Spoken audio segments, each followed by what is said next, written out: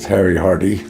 I was born in Virden, Manitoba on May the 30th, 1922.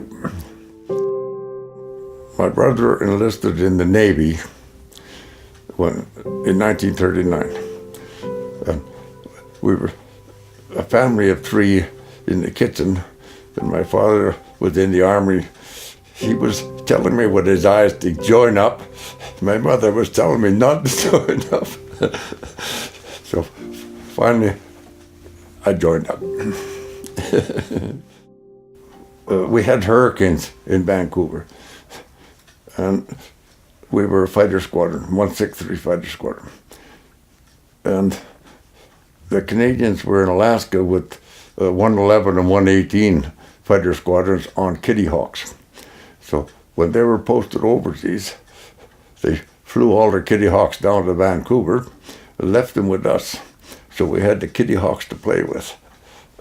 I nearly died in the Kitty Hawk because we all were taking them up and playing with them. If hurricane was stable, it did night aerobatics, but the Kitty Hawk was touchy. And I got at the top of a loop and it stalled and it went into a flat inverted spin. I was up about 10,000 feet and it kept spinning. No matter what I did, it wouldn't stop until I got down to about 5,000 where the controls caught the air when they got a little thicker.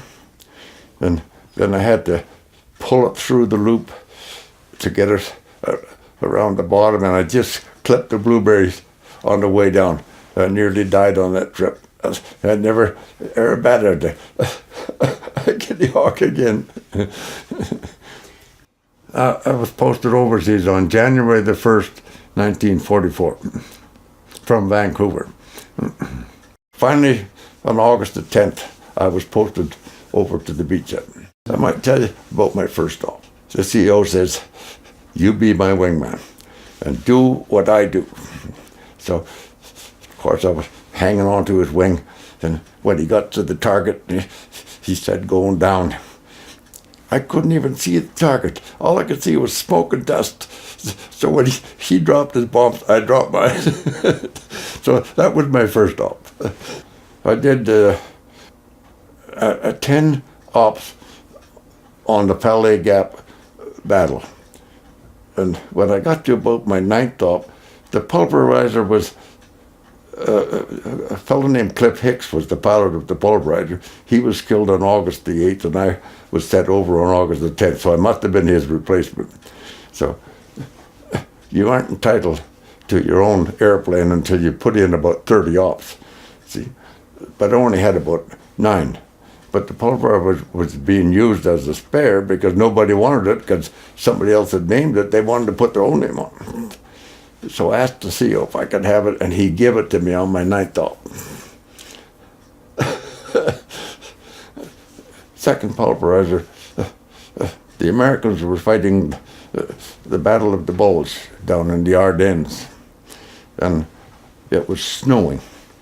So they were deprived of their air support, and they were taking a real beating down there. They lost a lot of men. So when the snow stopped, they decided to send, I know they sent us 3 Canadian squadrons down. I don't know if they sent any of the British squadrons down. So we went down there to help the Thunderbolts. So Christmas Day, 1944, we were strafing all the German vehicles that were stuck at a roads crossings. And they were all standing still, so we were having a field day, a real turkey shoot, shooting all these vehicles up. And I was strafing the tank, and ground fire damaged my tail. So I climbed it up to 7,000 feet. I got it back to Holland, and then I bailed out. Bailing out of a Typhoon is tricky.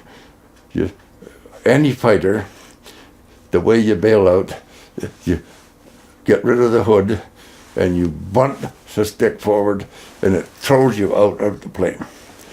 But when you don't have a tail, you can't do that. So I had to eject the side and the roof, and I laid down on my side onto the wing and slid down the wing so I wouldn't hit the tailplane. So that was the tricky bailout. I got it back to Holland, and when I bailed out, I landed in a tree. And of all things, it was a British Army camp. So I'm hanging there in my parachute, and these guys come out with their 6-shooters. Figured I was a German because of my uniform. so they got me down out of the tree, and they took me into the mess, and they poured me a drink, and here I am holding the drink. That's my landing experience. I was hit 6 times, but I was never hit personally. I can't remember anybody that was hit personally. No, it was always the airplane that got the beating. I guess if you were hit personally, you were down. Yeah, I was lucky. Yeah, I've been lucky all my life. Yeah, you would dive from 8,000 feet to 4,000 feet was our normal dive. But if we were doing a bridge or something that we figured on we're going to lose a guy on, we would dive from 11 to 6, release the bomb at 6, and pull out. At release point, we'd be doing 525 miles an hour. That was the red line on the airspeed indicator.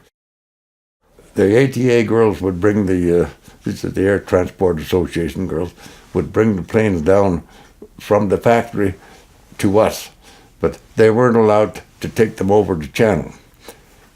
They would come in with a great big brood of a Typhoon. And here we thought we were macho guys because we were flying the Typhoon. This little girl would get out and take her helmet off, flop down her hair. No, I never saw an enemy airplane. Spitfire took care of all those, so we didn't have to worry about that. They were always up there like our guardian angels. We were on the ground. They were up there. I hope they were up there. Yeah. The only thing I ever saw was an Me-262 jet flying along beside us to figure out what we were doing.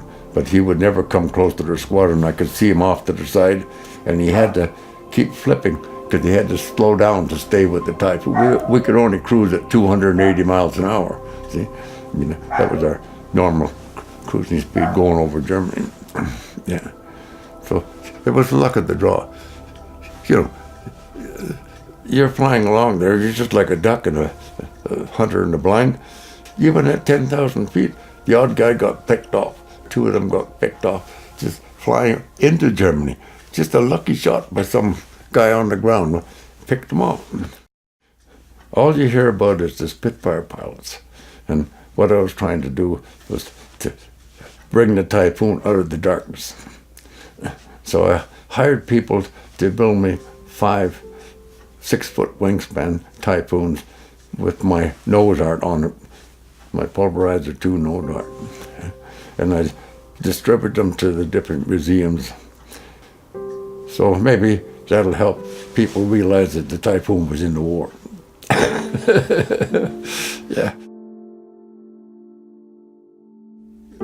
You start out as a kid from Timmins, doesn't know anything, and they smarten you up for 4 years, and you turn into a man in 4 years.